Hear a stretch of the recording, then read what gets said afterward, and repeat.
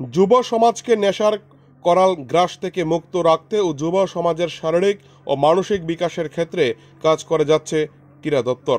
শান্তিরবাজার মহকুমার ক্রীড়া দপ্তরের ইউথ প্রোগ্রাম অফিসার সজল চক্রবর্তী ও সাব ডিভিশন স্পোর্টস সেক্রেটারি চন্দন দাসের অক্লান্ত প্রচেষ্টায় যুবকরা প্রতিনিয়ত নানান খেলাধুলায় অংশগ্রহণ করছে।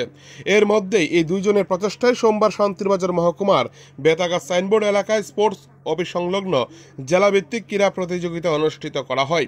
এই প্রতিযোগিতায় দক্ষিণ জেলার 3টি মহকুমা থেকে একটি করে পুরুষ ও একটি করে মহিলা খেলোয়াড় দল অংশগ্রহণ করে ভলিবল এবং হ্যান্ডবল এই দুইটি ইভেন্টের মধ্যে খেলা অনুষ্ঠিত হয়।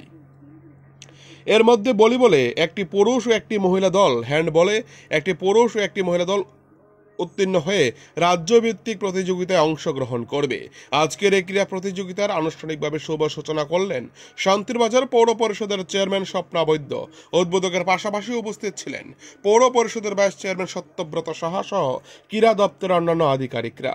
ক্রীড়া দপ্তরের উদ্যোগে আয়োজিত আজকের এই খেলায় অংশগ্রহণকারী যুবক যুবতীদের মধ্যে ব্যাপক উৎসাহ উদ্দীপনা লক্ষ্য করা যায়।